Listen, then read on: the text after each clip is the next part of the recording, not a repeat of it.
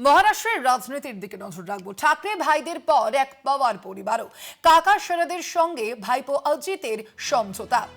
পিম্পরি চিনচোয়ার পুরো ভোটে জোট। এনসিপির দুই গোষ্ঠীর মহারাষ্ট্রে এনডিএ কি জোটে সমস্যা, সেই প্রশ্ন ইতিমধ্যে উঠে আসছে জল্পনা তুঙ্গে। ইতিমধ্যেই রাজনৈতিক মহলে এবার পাওয়ার পরিবারের যেই সমঝোতা, সেই সমঝোতাই কিন্তু নতুন কোনো সমীকরণ আনতে পারে মহারাষ্ট্রের রাজনীতিতে, তেমনটাই কিন্তু মনে করছে রাজনৈতিক মহলের একাংশ। মহারাষ্ট্রের রাজনীতিতে কি আবারও কোনো নতুন সমীকরণ সামনে আসবে, সেই প্রশ্ন উঠে আসছে ইতিমধ্যেই। ঠাকরে ভাইদের পর এবার এক পাওয়ার পরিবারও কাকা শরদের সঙ্গে ভাইপো অজিতের সমঝোতা। পুরো ভোটে জোট এনসিপির দুই গোষ্ঠীর, জানিয়ে ইতিমধ্যে জল্পনা শুরু হয়েছে রাজনৈতিক মহলে। বিস্তারিত জানবো, আমাদের সঙ্গে ফোন লাইনে রয়েছেন কলকাতা টিভির পলিটিক্যাল এডিটর আশিস চট্টোপাধ্যায়। আশিস দা, আবারও কি মহারাষ্ট্রের রাজনীতিতে নতুন কোনো সমীকরণ সামনে আসবে?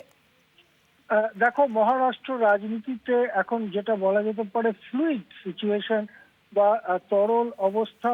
এর আগে লোকসভা এবং বিধানসভা নির্বাচনে যে জোট, শক্তপোক্ত জোট দুদিকেই গঠিত হয়েছিল, বিধানসভা নির্বাচনে সেই জোট বিজেপির নেতৃত্বে এনডিএ জোট, যাকে মহারাষ্ট্রে মহাজুতি জোট বলা হয়, তা বিপুলভাবে জয়ী হয়েছিল এবং দেবেন্দ্র ফডনবিস মুখ্যমন্ত্রী হয়েছিলেন।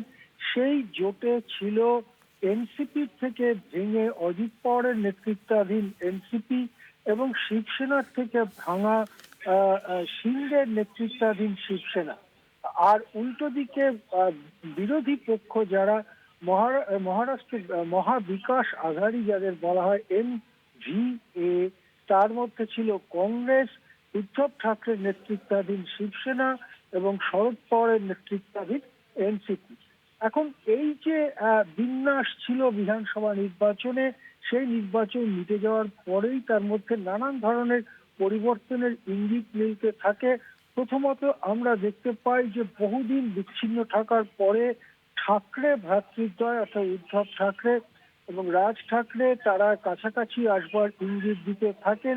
তারা একাধিকবার মিলিত হন, তাদের মধ্যে আবেগের লক্ষণ পরিস্ফুট হয়। তারপরে আমরা দেখতে পাই যে একাধিকবার অজিত পাওয়ার এবং শরদ পাওয়ারের মধ্যে কথাবার্তা হচ্ছে। তারা বিভিন্ন সামাজিক অনুষ্ঠানে যাচ্ছেন, সেখানে এমনকি ঘর দরজা বন্ধ করেও তারা নিজেদের মধ্যে কথাবার্তা বলছেন। গৌতম আদানির উপস্থিতিতে অজিত পাওয়ার এবং কাকা শরদ পাওয়ার বসে আছেন, কথা বলছেন, এইরকম ছবিও সমাজ মাধ্যমে ভেসে ওঠে। তার থেকে একটা ইঙ্গিত বা একটা কথাবার্তা চালু হয়ে যায়, তাহলে গৌতম আদানি কি চাইছেন শরদ পাওয়ার এবং অজিত পাওয়ারের মধ্যে মিল করিয়ে দিতে, তাদেরকে আবার কাছাকাছি আনতে। এই সব কথাবার্তা যখন উঠছে, তখনই আমরা দেখতে পাচ্ছি যে মহারাষ্ট্রের একটি গুরুত্বপূর্ণ পুরো ভোটে এনসিপির এই দুটি ভাঙা অংশ একত্রে লড়বে বলে ঠিক করেছে। এবং সেই কথাটি অজিত পাওয়ার, যিনি বর্তমান রাজ্য সরকারের উপমুখ্যমন্ত্রীও বটে, তিনি জানিয়ে দিয়েছেন যে এই দুটি এনসিপির ফ্যাকশন, দুটি গোষ্ঠী, তারা একসাথে লড়বে। এবং যেটা জানা যাচ্ছে যে পুনের মতো অতি গুরুত্বপূর্ণ পুর নির্বাচন ও পুনে শহরের যে পুর নির্বাচন, সেখানেও এই দুটি দল একত্রে লড়বার জন্য কথাবার্তা শুরু করেছে। সেক্ষেত্রে কিন্তু স্বভাবতই শরদ পাওয়ারের সাথে জোট বাঁধলে অজিত পাওয়ার বিজেপিকে সমর্থন করবে না, বা বিজেপিও সেই অবস্থায় অজিত পাওয়ারের প্রার্থীদের সমর্থন করবে না। সেক্ষেত্রে একটার পর একটা পুরসভায় যদি এনডিএ দ্বিধা বিভক্ত হয়ে লড়তে শুরু করে, সেক্ষেত্রে এনডিএর মধ্যে একটা ক্ষতি সৃষ্টি হবে বলে মনে করা হচ্ছে। আবার অন্যদিকে অজিত পাওয়ার এবং শরদ পাওয়ারের এই ঐক্যকে উদ্ধব ঠাকরে বা ওই রাজ্যের কংগ্রেস কি চোখে দেখে, সেটাও কিন্তু দেখার আছে। যদি সেক্ষেত্রে কংগ্রেস এবং উদ্ধব ঠাকরের শিবসেনা তারা আলাদা করে প্রার্থী দেয়, তাহলে মহাবিকাশ আঘাড়ি অর্থাৎ বিরোধী জোট, তার মধ্যেও ভাঙন দেখা দিতে পারে।